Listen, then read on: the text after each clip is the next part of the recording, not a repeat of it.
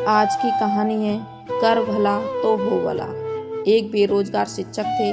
वो नौकरी मांगने के लिए काफ़ी कोशिश कर रहे थे, लेकिन उनकी नौकरी लग ही नहीं रही थी। यह शिक्षक भगवान में बहुत आस्था रखते थे। अपने साथ कुछ अच्छा हो या बुरा, वो सारी बातें भगवान से करते थे।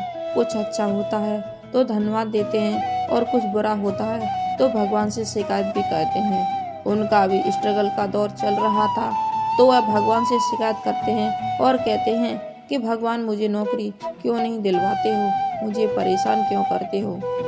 उसी दिन ही शिक्षक को एक कस्बे में सरकारी नौकरी मिली। शिक्षक ने तुरंत भगवान को धन्यवाद दिया, लेकिन परेशानी यह थी कि स्कूल गांव में था। उनके घर से स्कूल तक का अंतर 5 किलोमीटर था। शुरुआती दिनों में पैसे न होने की वजह से उन्हें अक्सर इतनी अधिक दूरी पैदल चलने वालों का सामना करना पड़ता था। कभी कभी उन्हें रास्ते में कोई वाहन दिखाई देता है तो वह लिफ्ट मांगते हैं, लेकिन ऐसा बहुत कम होता है। शिक्षक ने सबसे पहले यह तय किया कि वह पैसे जमा करके एक मोटरसाइकिल लेंगे। उन्होंने बड़ी मुश्किल से कर्जे के पैसों से अच्छी मोटरसाइकिल ली। अब उनका जीवन थोड़ा आसान हो गया। उन्होंने फिर से भगवान को धन्यवाद दिया। उन्हें अपना पुराना समय बहुत अच्छी तरह से याद था। उन्हें कितनी दूर पैदल चलना पड़ता था, इसलिए वह स्कूल आने के समय और घर जाने के समय हमेशा किसी न किसी की मदद कर देते थे। कभी किसी छोटे बच्चे को स्कूल छोड़ दिया, तो कभी किसी बड़े को लिफ्ट दे दी, तो कभी किसी किसान को शहर छोड़ दिया। इस तरह से शिक्षक आ रहे हों या जा रहे हों, कोई भी उनके पीछे बैठ जाता था। लोग उनकी बाइक को अब दूर से ही परिचित हो गए थे, क्योंकि हर कोई जानता था कि अगर उनकी बाइक दिखी तो लिफ्ट मिल ही जाएगी। लोगों की मदद करने से शिक्षक को भी बहुत अच्छा लगता था। एक दिन शिक्षक स्कूल खत्म करके अपने घर को जा रहे थे।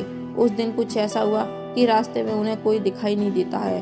थोड़ी रास्ते तक चलने पर उन्हें एक आदमी दिखाई देता है। टीचर ने तुरंत उस आदमी को बिठाने के लिए अपनी बाइक रोक दी। उस आदमी को बिठाकर शिक्षक अपने रास्ते पर चल दिए।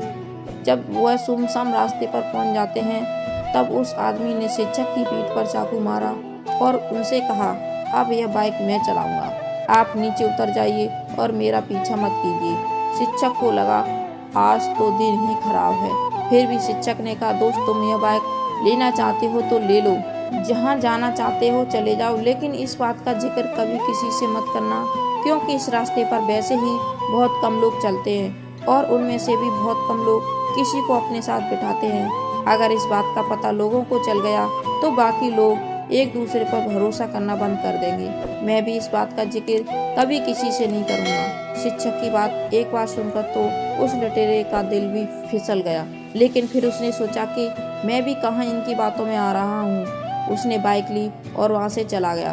शिक्षक जैसे तैसे फिर पैदल चलकर अपने घर तक पहुँचे और घर पहुंचकर भगवान से शिकायत करने लगे, क्या भगवान फिर से मुझे वहीं पर लाकर खड़ा कर दिया।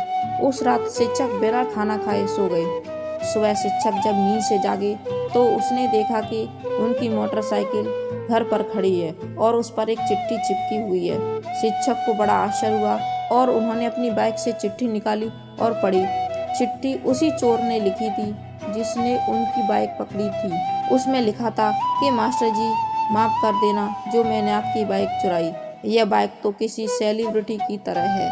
लोग किसी बड़े सेलिब्रिटी को दूर से ही पहचान लेते हैं, उसी तरह हर कोई दूर से इसे पहचान ले रहा था। मैं जहाँ भी जा रहा था, लोग रोक रहे थे, इसके बारे में पूछते थे और तरह तरह के सवाल करते थे। मैं इस बाइक को क्यों चला रहा हूँ, या मास्टर जी की बाइक मेरे पास क्या कर रही है। मैं मना करता हूँ, लेकिन लोग सवाल करते हैं। मुझे पक्का पता है, अगर ज़्यादा दिन यह बाइक मेरे पास रही तो मुझे निश्चित रूप से जेल जाना होगा, इसलिए मैं यह बाइक आपके पास लौटा रहा हूँ। चिट्ठी पढ़कर मास्टर जी की हंसी छूट गई और उन्हें यकीन हो गया, भगवान जो करते हैं अच्छा करते हैं। उन्होंने फिर भगवान को धन्यवाद दिया और फिर से लोगों की मदद में लग गए। दोस्तों, यह कहानी हमें सिखाती है कि कर भला तो हो भला। दूसरों की मदद करेंगे तो भगवान भी आपकी मदद करेंगे। अगर आपको हमारी कहानी अच्छी लगती है तो वीडियो को लाइक कर चैनल को सब्सक्राइब करना।